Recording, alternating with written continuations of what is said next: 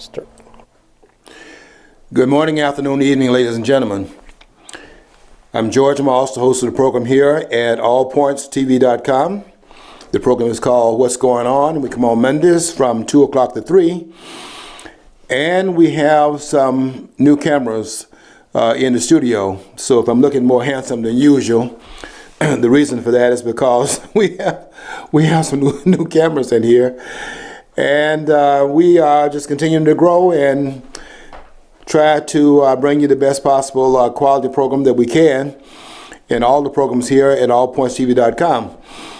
And want you to stay tuned to all the programs here because we're working very hard to bring you quality programs. And we think that we succeed. Let's see, what would our percentage be probably here at the studio? Probably around 100%. And that's our story here, and we're going to stick to it. Want to commend you for surviving the New Year's. I know you made all your resolutions up, and you're going to keep every last one of them. I published 10 of them on Facebook that I really think on December the 31st of this year, I'm going to be able to come back and report that I kept all of my resolutions. It will be a first because I was putting the bar up too high, so I lowered it a little bit, and I made some this time that I think I can keep. And I will report to you at the end of the year how well I'm doing, how well I did. Today I want to bring you a couple of things. As you know, the government is out in full force, if you can call it that, in Oregon. And we now have them visiting another ranch. We had a situation in 2014, the situation in Nevada with the Bundy Ranch, and now we're dealing with a problem over in Oregon where we have the government again encroaching on the rights of the American citizens in Oregon. And we'll talk about that for a few minutes, but I want to back it up just a little bit and go back to some of the foundational points of the country so that we can kind of put it into a much larger context in terms of what's happening in Oregon, because I think we have to go back to the very beginning of the country in order to put this into the proper perspective. I'm going to contend here, and I'll be writing about this and finishing up on my Facebook post today. And I hope you'll watch. I hope you'll read what I will post sometime this afternoon. I've already started working on it, but I have not completed it yet. But I'm still doing some thinking on it before I put the final touches on the article that I'm going to be doing. And of course, one of my resolutions was to write briefer on Facebook. Some of my readers say you're writing your post too long, and I have the longest narratives on Facebook. And I promise one of my resolutions was to downsize the writing. Usually it's about 4 pages long. I'm trying to get it down to 2 pages, and that's really hard. And I'm trying to consolidate the points and stop going into a lot of contextual parameters where you're trying to put it into a larger context and just try to stay narrative focused. And I like to bring in a lot of side points in my writing. So I've got to be more precise in terms of getting it down to the cutting edge of what person is saying I should be doing, because they say we don't want to sit there all day reading what you write.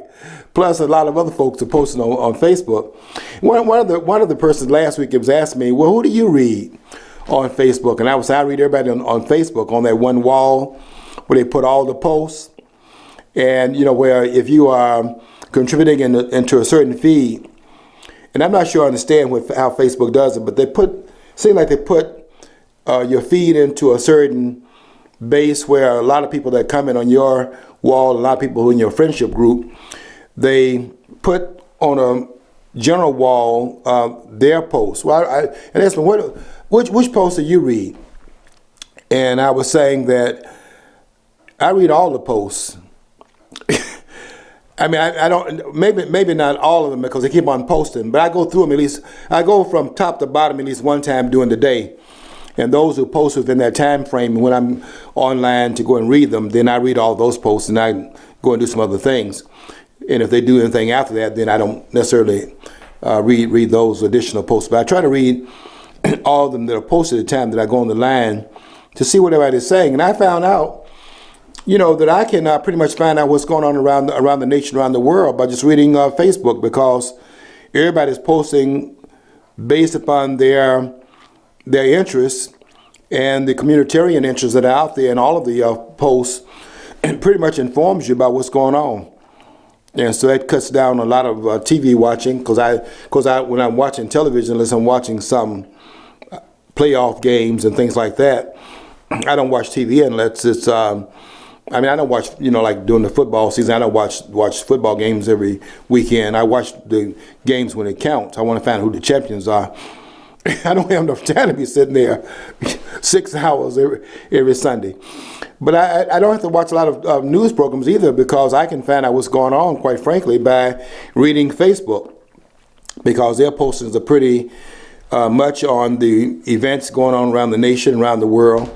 If I just kind of take that into consideration, and they'll sometimes post an article, I go and read the article they post. And I pretty much have kept up just by doing that. So they told me to this year in 2016 cut down on the posts, and I'm going to do that even in this post I'm doing today, which I finish when I get back to my office. And I'm writing on the situation in Oregon with the Hammond family. And I'll be writing what I wrote about the Bundy situation. Now I'll be writing about government tyranny. The government controls 85% of the land in Oregon, and I think they control about that same percentage of the territory in Nevada. Now, don't forget that the federal government is on the East Coast. Does anybody know where Oregon is located? That's on the western part of the country. And perhaps you can tell me, since we are a government, we're a country of laws, we're not a government of laws, and that's a distinction to be made between the laws and the rulers who defy the laws. Okay, so we have laws. We are a nation of laws. Too many laws, but we don't have any laws that the government is willing to follow, and we don't even have a constitution they're willing to follow. There's nothing in this document, and I will refer you to Article 1, Section 8 of the Constitution, where the framers itemized and enumerated the powers the federal government would have. And it placed that enumeration of powers under the first article of the Constitution, which was the one that set up the legislative branch of government, because they felt that with the lawmaking body, they should, in fact, since they've been empowered to make the laws, it should enumerate what powers, therefore, the federal government would have within the structure that is set up for the legislative branch of government. Article 1 is the largest of the articles in the original document, which contains 7 articles. Article 2, the executive branch, only has 4 sections to it. Article 2, Section 4, it ends, interestingly enough, in Article 2, Section 4, with how to remove office holders that violate what is, in fact, placed in the first article in terms of enumeration of powers and restrictions placed therein. In Article 2, Section 4, it ends with how to remove them from office if, in fact, they become violators of the restrictions that are placed upon their power. In Article 2, Section 4 says the president, since Article 2 deals with the president, it starts out with the president. It says the president and vice president and all civil officers of the United States. That's everybody that's in the federal government holding an office, whether it is appointed and therefore supposedly to be endorsed by the Senate, which was the intention. Anyone appointed the appointment would be by the president. Anybody appointed to federal office and therefore subject to confirmation by the Senate, which means the states are involved in it. If they become violators of the offices that they hold, they can be removed from office. And that goes starting with the president, and the vice president. And then it says, in all civil officers of the United States. That's all civil officers in the federal government. Shall be, which is very different from can be. Shall be is a more commanding verdict upon what occurs. Shall be removed from office upon impeachment for and conviction of treason, bribery, and other high crimes and misdemeanors. Can you imagine placing that in the Constitution? That they had been so fortuitous, they could see how the possibility was there for the abuse of power to be so extreme that those that are holding federal office could become involved in treasonous events and treasonous activities and behavior that sabotage and suborn the best interests and national interests of the United States of America. And boy, did we have that on the front burner. Treason, bribery. If you start impeaching office holders in the federal government for bribery,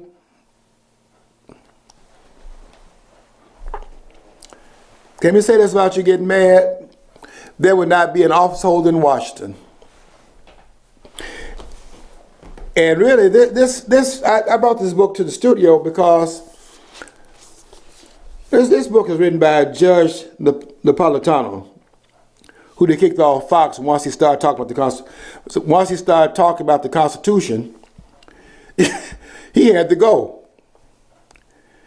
Because once the American people understand that's in this document, the original part was really on, you could put the original document on about 4 folded 8.5 by 11 pages. You can put this whole document. This was not a 2,000-page document, because the frame was intended for you to read it and to understand it. And when they pass these bills that have 2,000 pages in it, that's because they don't intend for you to read it and don't intend for you to understand it. In fact, Nancy Pelosi told us that they have to pass the bill before they can find out what's in it. And she's elected repeatedly in the House of Representatives, and was at one time Speaker of the House, that followed the speakership of Dennis Hastert, who they're getting ready to put him in jail, and maybe not, but he certainly is being brought to heel because of some things he did after leaving office. And of course, they made him stand down because of things he did when he was in office.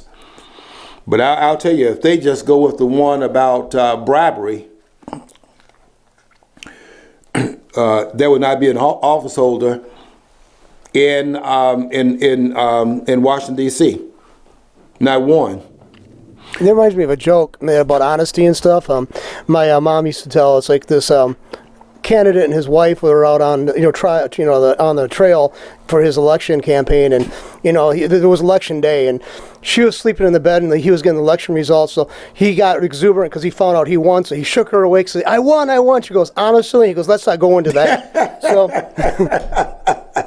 yeah, if they're talking about honesty, if they say honesty is the best policy, in Washington, honesty is never the policy. There are no honest people in Washington. The only time that Washington has any type of reference to honesty as far as anyone in the nation capital. The only time there's even a possibility of that is when they go on sabbatical or close down for the weekend and they go home. If anybody think we have an honest government in Washington, we're not paying attention to what's going on in Washington, because there are no honest politicians. None. That percentage of those politicians that are honest is 0%. You can forget that. And if we go back to the very beginning, we'll see it. And I'm going to say something about the very beginning to see how we got to what is happening in Oregon right now and what happened in Nevada in 2014. Because all of that, there's an antecedent to all of what is going on right now, and it goes back to the very beginning in the first administration, to the only president we've had in this country that was a great president, and that was George Washington. I'm ready to fight every historian in this country who would stand up there, and none of them better get in my face, and they better not get on my wall, and they won't get on my wall. Because I'm prepared and qualified and have the background and information to stand them down, every last one of them. Particularly out of those persons that have the nerve to put Abraham Lincoln, of all persons, above George Washington. In fact, they got two status above George Washington. And bring Washington in as the third greatest president. You've got to be kidding me. I mean, is that a joke? You've got to be kidding me. I mean, look, this book by Napolitano, I wish you'd read this book. Here's the title of the book. It's called talking about Theodore Roosevelt. You know, Theodore Roosevelt was the 26th president of the United States. It's called Theodore and Woodrow. It's about Theodore Roosevelt, the 26th president, and Woodrow Wilson, his political twin, who was the 28th president. In between the two of them was William Howard Taft. And it's a long story, but this book is must reading. The subtitle of it is How Two American Presidents Destroyed Constitutional Freedom. Now, they would be the ones that did, you know how you have a person batting cleanup in the batting order in baseball? They were batting cleanup. But who was on first and what was on second and I don't know was on third? You know, the Abbott and Costello routine. Well, who was on first and what was on second and I don't know was on third is Abraham Lincoln. And the cleanup was Theodore Roosevelt and Woodrow Wilson. And this book this book, you know, Napolitano makes a lot of mistakes in some of the things he says, and some of the things he says really shocks me in terms of some of his constitutional understanding. He's pretty good now. I give him a lot of credit for what he did on Fox before they threw him off, because it really was literally too much information. Because you're not supposed to be on TV doing any education, and he was using the television set to educate the American public and open their eyes up. In a program that nobody thought they could put on TV, a program that had information on it about the Constitution. That man had a very popular program on it. Threw him off. They'd already thrown Glenn Beck off, and then threw him off because he was doing some of the same thing Beck was doing. Beck was doing it at 5 o'clock. I think that Napolitano's program came on at that time.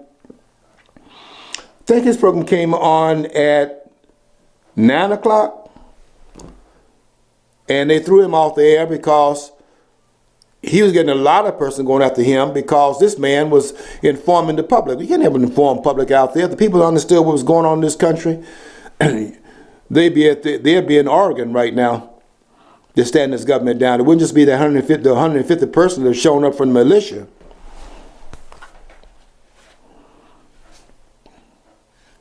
Let me read something to you about the militia. In Article 2. I need my glasses for this one because I don't I don't want to miss none of these words, because the president just came back from vacation in Hawaii, and that was 2 weeks where the country could in fact rest a little bit and let its resolve down a little bit, because he was away from the White House and away from Washington and away from the Injury Center. He's back now, and he came down hitting the ground running, saying that they had an article today saying that he's coming back with new energy to deal with gun control. He's meeting with Loretta Lynch, the Attorney General, who is the female version of Eric Holder, and they're going to get together and put their heads together on legally taking on the issue of gun control. Well, you can legally take it on, but you cannot constitutionally take it on. Here's Article 2, the Constitution. And do we all agree that the Constitution, and not Loretta Lynch, and not Barack Obama, not the Congress, and not the laws they pass, and the interpretation of it by the Supreme Court, that none of those entities are the law of the land. The law of the land is the Constitution of the United States. Do we all agree on that? If we do, then Article 2 is prohibitive. And you can meet until the cows come home. With Loretta Lynch, it does not constitutionalize anything they do. That stands away from what's in article, which is in Amendment 2 of the Constitution. Let me read it to you. Because I'm listening to outlaws.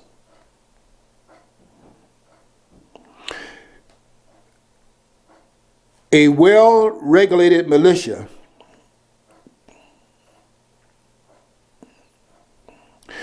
being necessary to the security of a free state, the right of the people to keep and bear arms shall not be infringed. Why? Because it is necessary to have a militia in order to secure a free state, without which the state would not be free. And Thomas Jefferson was very clear about, when they asked him the question about what do you need to put in place here in order to make sure that we elect the right ones in power. And Jefferson's response was, speak not to me about men of good will, but chain them down with the policies and the mandates in the Constitution of the United States. And what I'm going to be writing when I finish up this post today is I'm going to be writing about the fact that we have had tyranny on this land ever since we've had government set up in 1788. And that we have tyranny now. Tyranny has come to America. And we've had tyranny from the inception of this country. The tyranny of the federal government. Let's go back a bit and look at a few things here that they're not talking about this at these universities. Because most of the persons at these universities, and I've been in rooms with them, and it was not a pleasant experience.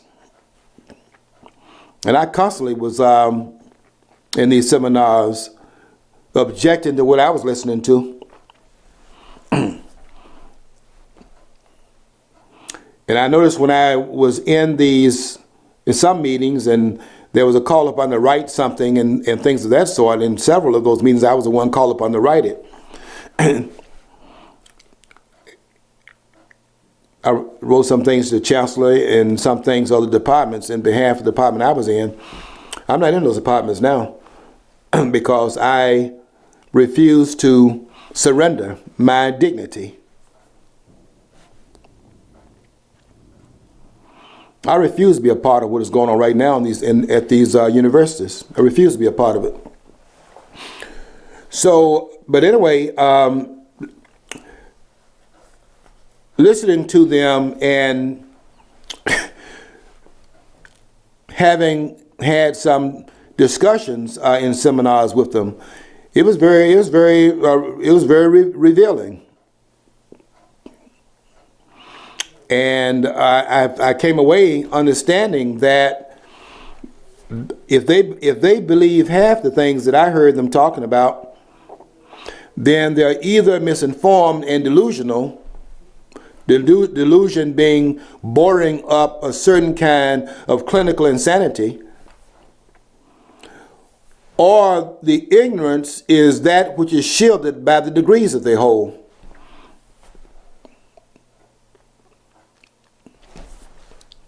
And I dare them, and they will not do it. I've challenged them on the post, any of them throughout the nation. I dare them to get on the wall.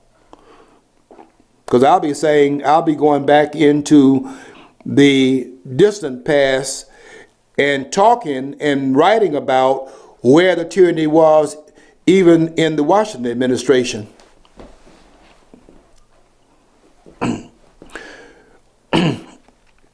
And how we got off kilter at the very beginning of this nation, and we've had tyranny on the land on the federal level ever since the federal level was created. And of that, there's no question. I dare any historian to get on this post when I finish it. I dare you to get on that post. Because you don't know anything. You think that you do. And I endorse everything that's in this book by Napolitano, who is right on in what he states in this book about both Theodore Roosevelt being our first progressive president.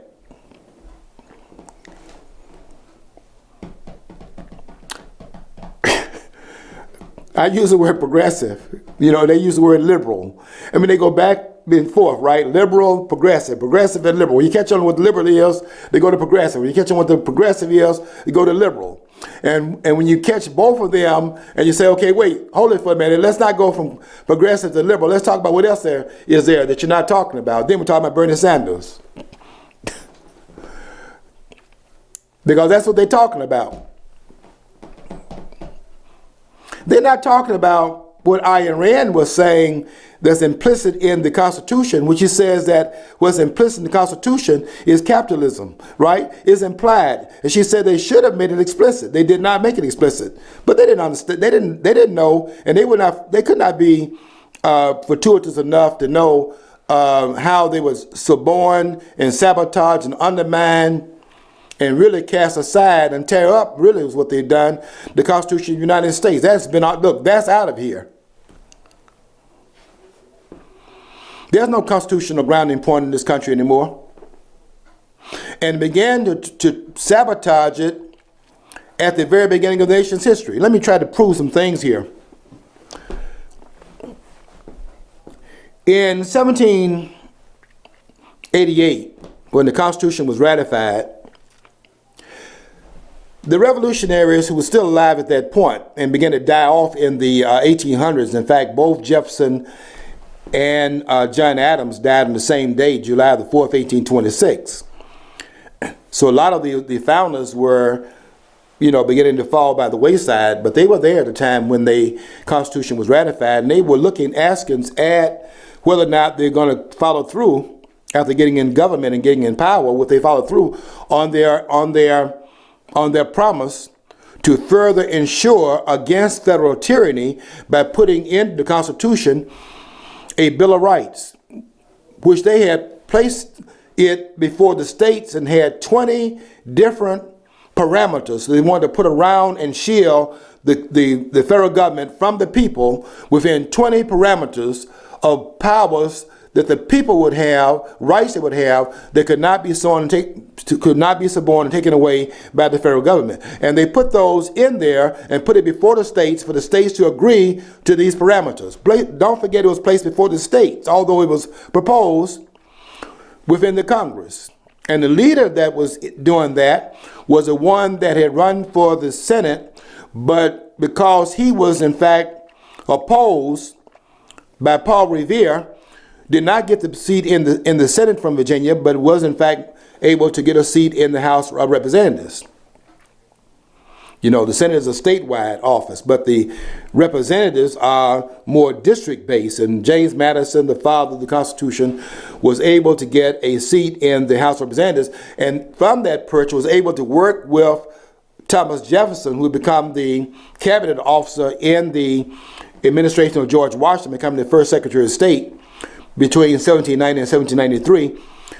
Jefferson, in the cabinet post, the first Secretary of State, working with James Madison, the father of the Constitution, in the House of Representatives, they were able to work together to try to stop and prevent what was going on with this other person in Washington's cabinet, who was Alexander Hamilton. Hamilton would have been the impetus for founding the Federalist Party. Look at the Federalist Party. Look at the name of it. The Federalist Party. What does that mean? Centralized power at the federal level. And around 1792, you have the Federalist Party operative in terms of centralizing power. This is only 4 years after the ratification of the Constitution.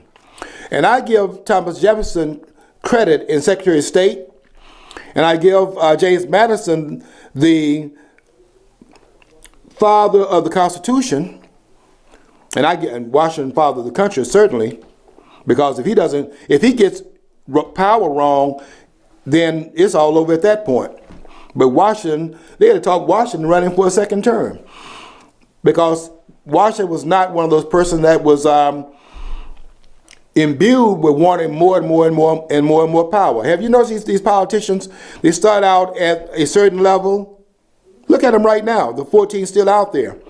Start at a certain point. They don't have any support. They won't quit.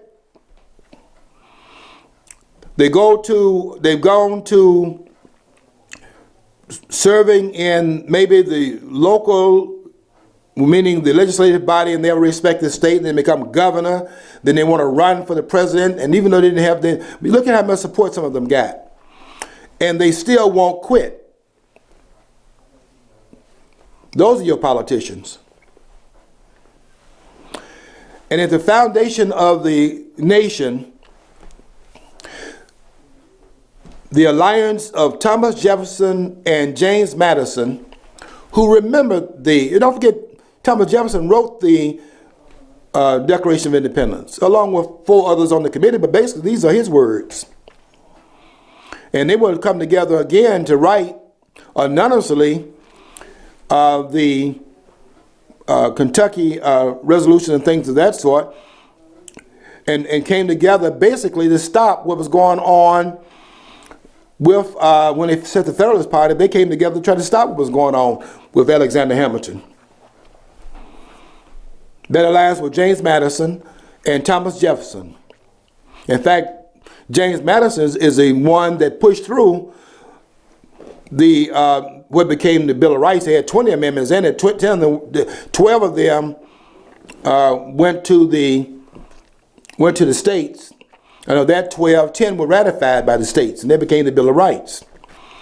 The impetus for it was in fact James Madison, who was a man of his word and carried out the idea that we have got to put additional guards upon the federal government, because those guards that are in the original document are not sufficient enough. Why? Because men are not angels. And you must put parameters around their wielding of power, because they will go out of control. I mean, people think that because you have government, you have rules, and when you don't have government, you don't have rules. It's just the opposite. When you have government, you have laws. You don't have rules. You have laws. In the absence of laws, in the absence of government, you don't have laws, but you have rules. But in having rules and not having laws, you don't have the necessary, the maximum protection.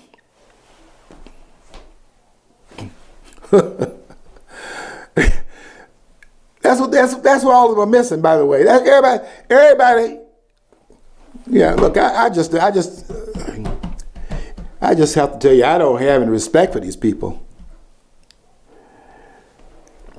because they've been trained in the government, and they've been trained like seals. They don't know anything. They're in front of these classes. They got a captive audience, and they're up there dictating the terms of the conversation. Now they're telling them if they say anything out of the politically correct environment, they're smashing them in those classrooms and won't let them talk. These are the points. Those are not the points. Take this down. This is going to be on the test, and you must, in fact, regurgitate that in order to pass these classes. There's no freedom of thought on these college campuses. It is my way or the highway. And that is a real problem, that we're out here financing the very threads that would begin to take the country from the seams and begin to unravel this country at the seams of the country, which is the Constitution, the Declaration of Independence, and the other grounding points of this nation. We are a nation of laws, regulations. We are a regulatory nation. But we are not a nation of rules. There are no rules. There are laws. And the reason why there are no rules because the law is what they say it is. And you've seen that with the Supreme Court. And you see it with what they're trying to do with the Second Amendment, which is very clear and it's absolute in its terminology. When you start using words like shall, and shall is the word in the Second Amendment. Let me read this to you again. And I'll just read the first and last part, so you'll be able to get the shall without the words in between. You'll be able to see it. A well-regulated militia being necessary to the security of a free state, the right of the people to keep and bear arms shall not be infringed. That's not maybe. That's not should not be. There's no perhaps in it. Shall not be infringed. And when you understand how powerful the intent was and how powerful the language is, then you'll understand how egregious it is to be told that the President of the United States is meeting with Loretta Lynch. Meeting about what? They're not meeting about amending the Constitution. So what are they meeting about? They're meeting about not following it. And have the nerve to say they're looking at the legal implications of some things to get around and be within the context of language that says shall not be abridged. You tell me, how do you get around the word shall, shall not be infringed? How do you get around that? You can't. And they try to stop this horse from leaving the barn at the very beginning of the nation's history. I give Jefferson a lot of credit as Secretary of State. And I give James Madison a lot of credit when he was a member of the House of Representatives. I don't give them a lot of credit when they became president themselves. In fact, the first time we heard about secession from the country, which is the ultimate weapon that the states had, we heard about that under the administration of Thomas Jefferson, 1807, with the Embargo Act. That's the first time states began to talk about seceding from the Union. And they were talking about it not in the southern states, but they were talking about it in the northern states. And in fact, I'll tell you what you can do. Somebody go read, and I don't have the page number on this one, but I can tell you where it's located and what book it's in. Go and read the book called The Real Lincoln, written by this great writer, very clear. I read a number of his books, and he's been clear in every one of his books. And that's Thomas De Lorenzo. Go read his book. And I thought his book called Lincoln Unmasked was good, but his book called Lincoln, The Real Lincoln, that's even better. And in chapter 3, I think it is, either 2 or 3, he has editorials. He quotes editorials in the book. They're written on the 17th of November, 1860. Now, you know, the southern states met in convention in December of 1860 because they had the election in November, and Lincoln had been elected. And so now the talk of secession is heating up. I'll tell you why in just a minute. The talk of secession, which had always been talked about in the nation's history. Why? Because secession was looked at as an ultimate nullification of tyranny in the country. And it was always in the back mind of the people of the country that the right of the states to succeed was an ultimate authority they had to place themselves from being in jeopardy based upon tyranny on the federal level and a centralization of power. So what they could do if the tyranny became so bad, then based upon the Declaration of Independence, which said that whenever government becomes destructive of the ends for which it was in fact set up, it is the right of the people, it is a duty to alter that government or even to abolish that government. That's in the Declaration of Independence. And really, when the southern states finally will bolt out of the nation, that's what they use as a reason why they were in fact leaving. They use a Declaration of Independence to validate their claim of why they had decided that the tyranny was too much. And they then engaged in what really was a second war of secession in this country. This is not a civil war. This is a war of secession. And it was based upon the same thing the founders had fought the British over, because the government had become King George III. I wish somebody would understand that.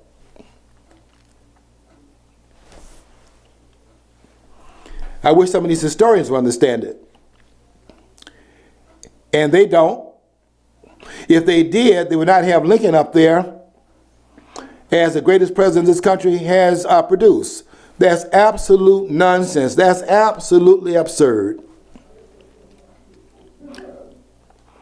Absolutely absurd. It's unbelievable that they've gotten away with this for a long time. And I'll tell you what my blind spot was. I had a blind spot, quite frankly, that was similar to I mean, I didn't know, what I didn't understand, I saw the mockery around the cult built around Abraham Lincoln, but I did not understand its purpose. The mockery was very clear, but I could not understand the purpose of it until I began to recognize that the reason for the mockery was that it helped to validate and disguise who these politicians are now, who they've been in the past, and who they've always been from the inception of this nation. This nation is not great because of politicians. This country is great,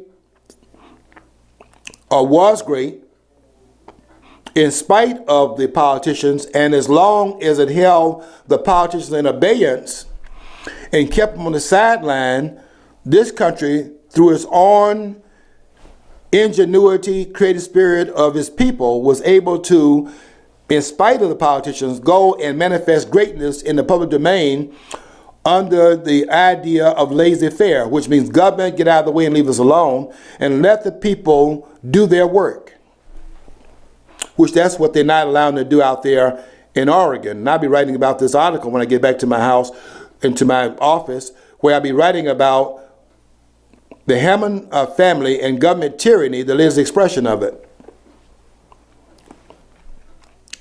I give a lot of credit to those persons that stood against the tyranny of the government once it was set up, but the tyranny starts out immediately.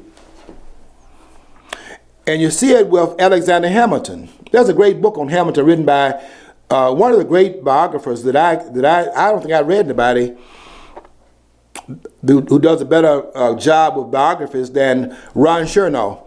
Ron Chernow is absolutely, I'm trying to think who I would compare him with. I thought David Garreau, not David Garreau, David Levering Lewis. I thought, given what John Hope Franklin said about him, that he was the greatest person today that was practicing his craft. He did a very good job with his 2 mammoth volumes on W.B. Du Bois, and then he did the side piece, so he did another book on the writings of Du Bois, and I did a very good job in terms of biography of W.B. Du Bois, but I don't know if any, did one on King. I don't think he got it right in King's case, one he wrote in 1970, but you know, which was called, when it first came out, King, a critical biography.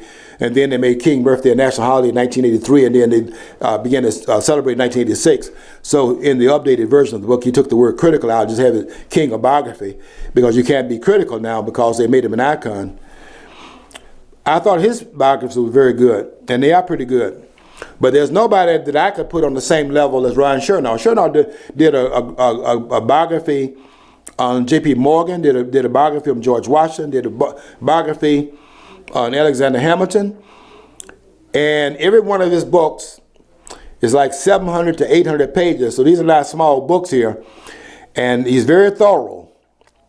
And he did one on Alexander Hamilton. I would recommend that you read that book, because that's where it began to get off of kilter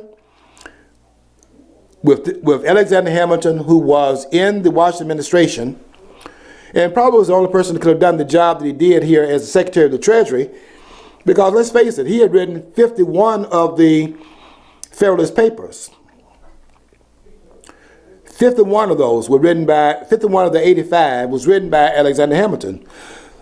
The other 29 was written by James Madison and John Jay. John Jay wrote 5. James Madison wrote 21. But the 51 of them were written by this, out of the mind of Alexander Hamilton, who had a greater understanding of, certainly had a greater understanding of the treasury aspect than the rest of them did, and that was one of the dangers that he posed. Because what he wanted to do was have big government, and wanted to even set up a national bank on the order of what they set up in England. Because once you give the government money or access, direct access to money, you got something on your hands. And Hamilton wanted to have a national bank, as it had the Bank of England over there with the Rothschilds in England. And once you do that, then all hands are on deck in terms of expanding government. And the framers made sure that was not the case. Made sure the government could not reach into our pockets. Did not allow for direct taxation. All that was checking balances on the government. And you didn't have the right to direct taxes, although Lincoln did it during the Civil War, the so-called Civil War, there's never a Civil War in this country. We had a War of Secession, the second one in this country's history, called a Civil War to hide what the real element of this war was about. It's not a Civil War. Civil Wars are when you fight for the same territorial space. And what the South was trying to do is leave and succeed, which was within their rights. And the editorials I was getting to earlier, if you go back and read the editorials, one after the other in the northern newspapers, on 11/17, I'll give you the dates of them, 11/17 to 1860, read one after the other of the editorials. All these are northern newspapers. And they were saying, if the South decides to vote the nation, then we wish them very well and the best wishes, but they have the right to do so. And every one of those editorials was talking in that line. And that explains why later on, when the war was fought, why these newsmen are put in jail by Abraham Lincoln. There were 300 papers shut down in this country under Lincoln. And when he says in the Gettysburg Address, in 1863, a new birth of freedom, this is nothing but a mockery and hypocritical for a person to be talking about a new birth of freedom while he's actually crushing freedom. What I was trying to say last week, I think I was into this last week when I was saying that John Wilkes Booth, when he jumped off that stage after shooting Abraham Lincoln, he jumped off that stage and said some words that people have never interpreted, and in the classrooms, they never say why he said that. He doesn't jump off the stage saying, this is revenge of the South for freeing the slaves, because Lincoln had not freed the slaves, and if he did, when?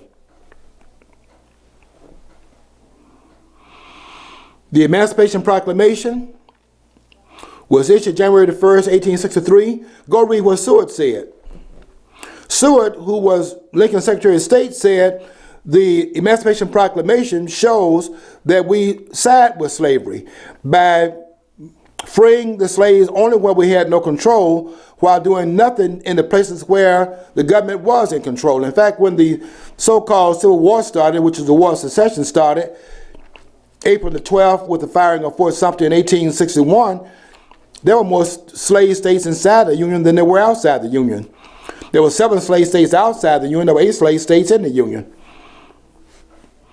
So to say this war is over slavery is absolute nonsense.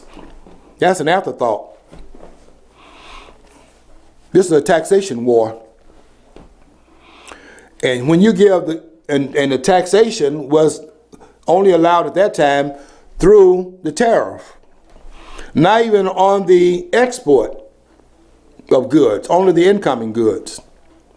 And also they can raise money through federal lands,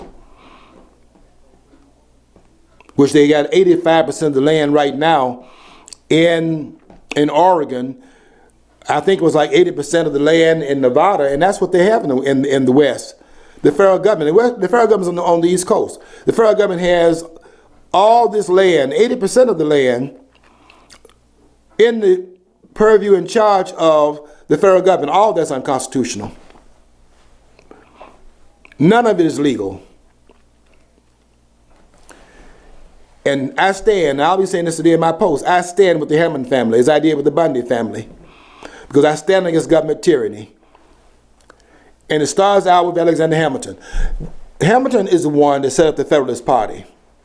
Look at the name of the party, the Federalist Party. So the states got a problem right there, because the states were sent there as part of the federal structure, sent their representatives through the Senate as a watchdog on behalf of the Senate to watch over the federal government. And that's why you need to look at this book and look at 1913, because all of what was set in place by the framers, pretty much all of it, was suborned during the administration of Theodore Roosevelt and Woodrow Wilson. So that's why he subtitles his book, How Two American Presidents Destroyed Constitutional Freedom. And they did. But they were the cleanup hitters. Abraham Lincoln is a culprit. And it comes down, I consider Abraham Lincoln to be the predecessor through here's the way it goes through what the lineage is, the political lineage is of Lincoln. It's Alexander Hamilton, Henry Clay. Well, let's see. I put Henry Clay there.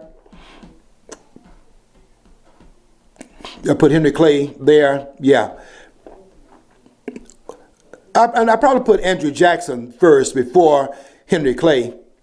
And then Henry Clay, Abraham Lincoln, and then through Lincoln, Theodore Roosevelt, and Woodrow Wilson. It'll be that lineage through which this theme that we have right now, where centralization of power got out of control, is through that theme, through those individuals, where they short-circuited over time the Constitution of the United States. Without them, you'd have much more constitutional order today, but you don't have any constitutional order right now.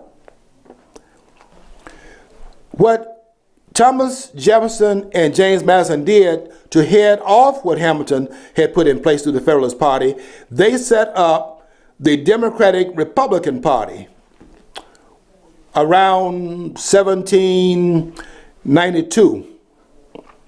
And it got really,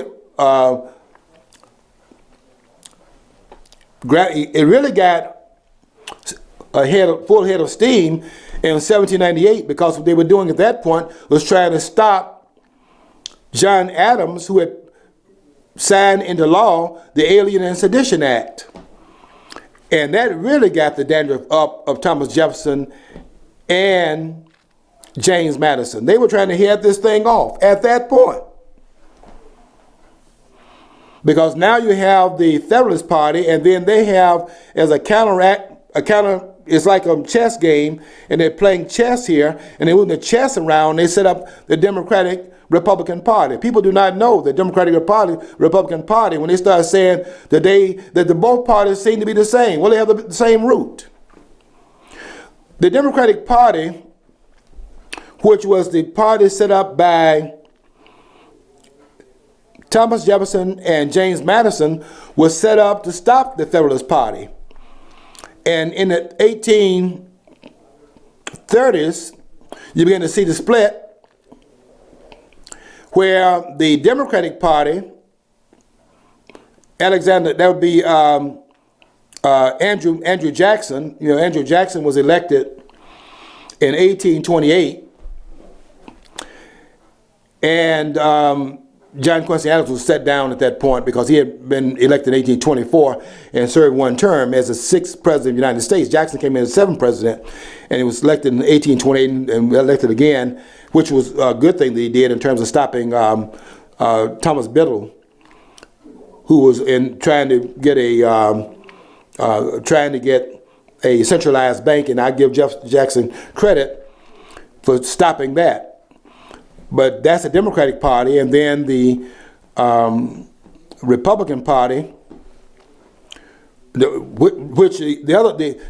was Democratic Republican Party, with the Republican part of that going into the Whig Party. The Whig Party would give over to Abraham Lincoln, who in 54. The Republican Party was founded in 1854, and Lincoln would become the first one to become president under that particular party, set up 6 years earlier. But through those persons, you have it passed down, and you see at the very beginning the tyranny setting in with the federal government through those individuals. So when people start saying today that both parties seem to be the same and nothing changes, and we see that we had Boehner taking the place of Nancy Pelosi taking the place of Dennis Hastert. Now we got Paul Ryan in there taking the place of John Boehner. Nothing has changed.